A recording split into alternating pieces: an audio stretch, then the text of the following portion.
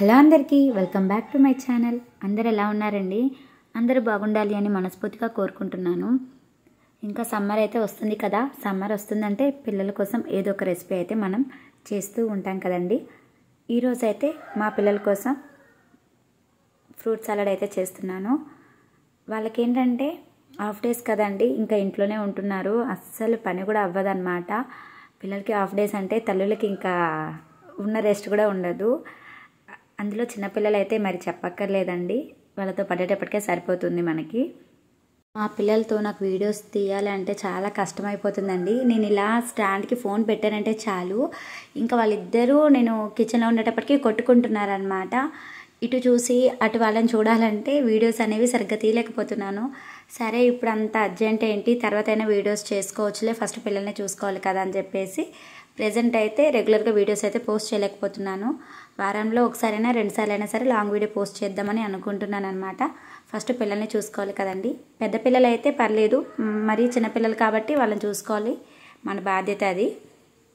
ఇంకా మధ్యాహ్నం ఏంటంటే వాళ్ళు వచ్చిన తర్వాత వెంటనే పడుకోరు. నేను దగ్గరుండి పడుకోబెడితే కానీ పడుకోరండి. విడిచిపెట్టేశాను అనుకోండి, ఇంకా రోజంతా పడుకోకుండా ఈవినింగ్ 7 పడుకుడిపోతున్నారు తినకుండా. అందుకని చెప్పేసి వాళ్ళు వచ్చిన తర్వాత ఫుడ్ పెట్టేసి వాళ్ళతో కొద్దిసేపు టైం స్పెండ్ చేసి పడుకోబెట్టేస్తున్నాను. 2కి పడుకున్నారనుకోండి 4 అలా లేస్తున్నారు. తర్వాత మళ్ళీ ఏదైనా స్నాక్స్ ఇచ్చేసి తినిపించేసి మళ్ళీ గ్రౌండ్కి తీసుకెళ్ళిపోతాం అనమాట. నేను మా హస్బెండ్ కలిపి అలా అక్కడ ఆడుకుంటారు వాళ్ళు, నేను వాకింగ్ చేసుకుంటాను. అందుకని చెప్పి రెగ్యులర్గా అయితే వీడియోస్ పోస్ట్ చేయలేకపోతున్నాను. ఇప్పుడు వాళ్ళకి హాఫ్ డేస్ కాబట్టి. ఈరోజు కూడా వాళ్ళు పడుకున్నారు కాబట్టి ఇలా ప్రశాంతంగా వీడియో అయితే షూట్ చేసుకుంటున్నానండి. ఇంకా పిల్లల కోసం అయితే ఇంకా సమ్మర్ అయితే వస్తుంది కాబట్టి ఏదో ఒక రెసిపీ అయితే తప్పకుండా చేయాలి. ఈ సమ్మర్లో కొంచెం చల్లగా ఉండేటివి. ఈరోజు వాళ్ళ కోసం ఫ్రూట్ సలాడ్ అయితే చేస్తున్నాను. దీనికోసం అయితే ఒక 1/2 లీటర్ పాల ప్యాకెట్ అయితే తీసుకున్నానండి.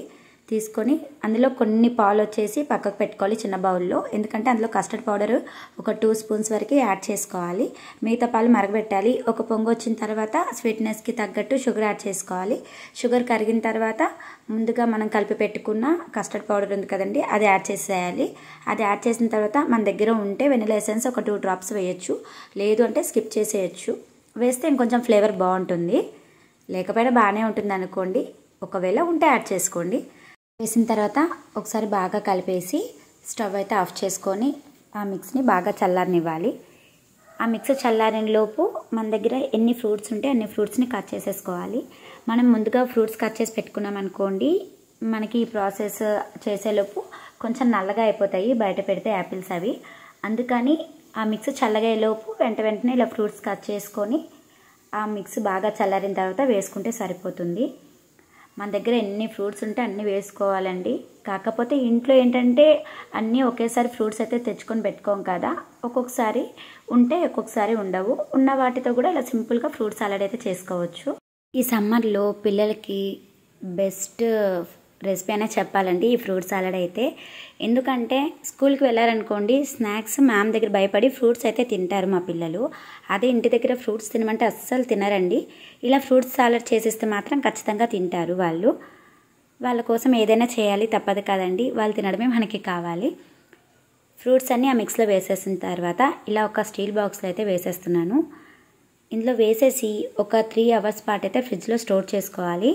3 అవర్స్ తర్వాత మనం చల్లగా సర్వ్ చేసుకుంటే చాలా బాగుంటుంది. ప్రెజెంట్ ఇప్పుడు పిల్లలు పడుకున్నారు కదండి, వాళ్ళు లేచే టైంకి నేనైతే చేసేసి ఇప్పుడు ఫ్రిడ్జ్లో పెట్టేస్తే వాళ్ళు లేచిన తర్వాత వెంటనే తింటారు. తినేసి ఇంకా ఆడుకుంటారనమాట. పిల్లలు పడుకున్నంతసేపు చాలా ముద్దుగా అనిపిస్తారండి. పడుకొని లేచిన తర్వాత వాళ్ళు చేసిన అల్లరి అస్సలు భరించలేము. హెడేక్ వచ్చేస్తూ ఉంటుంది మనకైతే. ఈ సమ్మర్లో అయితే మరి చెప్పక్కర్లేదు, తల్లుల పరిస్థితి ఇలానే ఉంటుంది. వాళ్ళకి హాలిడేస్ అంటే మనకి ఇంకా ఒక భయం అయితే వేసేస్తుంది అనమాట, వీళ్ళతో ఎలా భరించాలి అని. 2 పిల్లలు ఇంట్లో ఉన్నారంటే ఈ రోజుల్లో చాలా కష్టంగా ఉంటుంది వాళ్ళు మెయింటైన్ చేయడం. వాళ్ళు చేసే కొన్ని పనులు చాలా ముద్దుగా అనిపిస్తాయి, కొన్ని పనులు భరించలేమన్నమాట అల్లరికి. ఇంకా తప్పదండి, వాళ్ళకి తెలిసి వచ్చేంతవరకు ఆ అల్లరి తప్పదు, ఇంకా మనం భరించాలి. ఇంకా వాళ్ళు కూడా పడుకొని లేచారండి. వాళ్ళకైతే ఇంకా ఇలా బౌల్లో అయితే వేసేచ్చేస్తున్నాను. కొంచెం చల్లగా ఉంటుంది కదా, వాళ్ళు తింటారు. ఏదైనా సరే మనం బయట కొనే కంటే ఇంట్లోనే ప్రిపేర్ చేసి పిల్లలకి ఇస్తే చాలా మంచిది, వాళ్ళ హెల్త్కి కూడా. అడిగిన ప్రతిదీ మనం పిల్లలకైతే కొనేసి ఇవ్వకూడదండి. ఫస్ట్ వద్దని చెప్పాలి, రెండోసారి కూడా చెప్పాలి. అంతగైనప్పుడు ఆ టైంలో కోపం పడాలి వద్దు అని. ప్రతిదీ అడిగిందంతా మనం బయట కొనేసిస్తే వాళ్ళకి బయట ఫుడ్ అలవాటు అయిపోయి ఇంట్లో తినమంటే కూడా తినరు. కొన్ని కొనేసి ఇవ్వాలి తప్పని పరిస్థితిలో, అంతేగాని ఎక్కువ బయట ఫుడ్కి మాత్రం ఈ రోజుల్లో అలవాటు చేయనివ్వకూడదండి పిల్లలకి. డేస్ బాగాలేవు కదా, చిన్నప్పటి నుంచే హెల్త్లు కూడా పాడైపోతున్నాయి పిల్లలకి. సో మనం ఎంత కేర్గా చూసుకుంటే అంత మంచిది పిల్లలకి. ఈ సమ్మర్లో ఇంట్లో ఉంటారు కాబట్టి వాళ్ళకి ఏది కావాలన్నా సరే మనం ఇంట్లో ప్రిపేర్ చేసి ఇవ్వడమే బెటర్. మా పాపకి వాళ్ళ డాడీ ఇంట్లో ఉన్నారంటే చాలండి, ప్రతిదీ వాళ్ళ డాడీయే తినిపించాలి. ఇంట్లో ఉంటే ఫ్రూట్స్తో సహా అన్నీ తినిపించాలి. ఒకవేళ వాళ్ళ డాడీ లేకపోతే నా దగ్గర తింటుంది, వాళ్ళ డాడీ ఉంటే మాత్రం అసలు మాట వినదు, నేను పెట్టినా తిన్నదనమాట. వాళ్ళ డాడీ తినిపించాలంటుంది పాప అయితే. ఇంకా వాళ్ళైతే బయట అలా ఆడుకుంటున్నారు. నాకు మా వారికి అయితే టీ చేశానండి. ఇంకా ఇద్దరం కూర్చొని కొద్దిసేపు మాట్లాడుకుంటూ టీ అయితే తాగుతున్నాం. ఇంకా పిల్లలిద్దరిని మా వారైతే గ్రౌండ్కి అయితే తీసుకెళ్లారు. ఇంకా నేను ఇంకా స్టార్ట్ చేశానమాట ఇంట్లో తుడుచుకోవడం.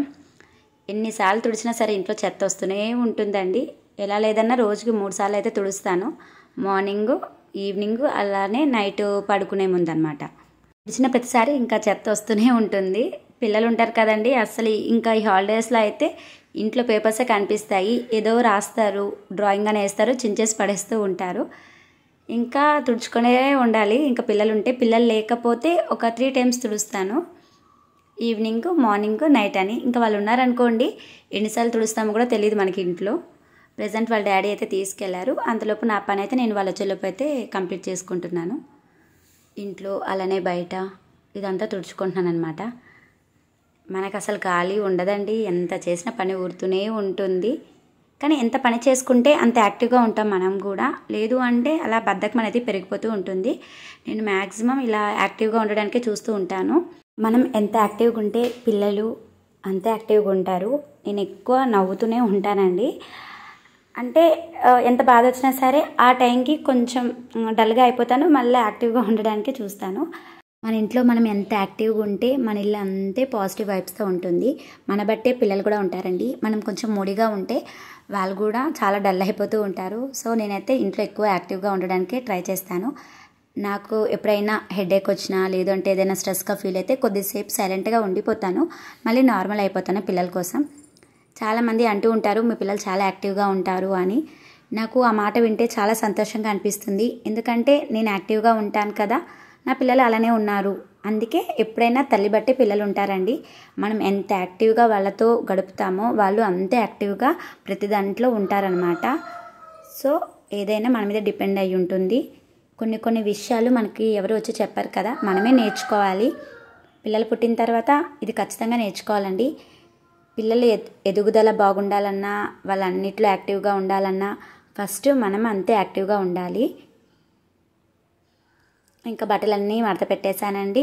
ఇంకా కాళ్ళు చేతులు కడిగేసుకొని, మొహం కడిగేసుకొని దేవుడికి దీపారాధన అయితే చేసుకుంటున్నాను.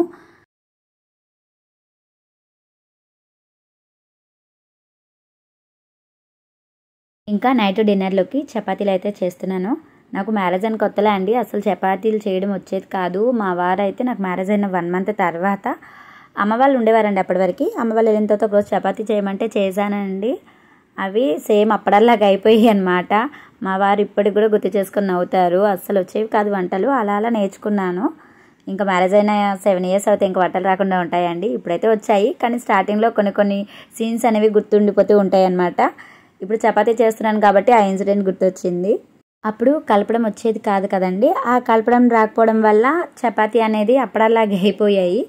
అలా ఒక 2-3 సార్లు జరిగిందండి. అలా చేస్తూ ఉంటే అలవాటు అయిపోయింది.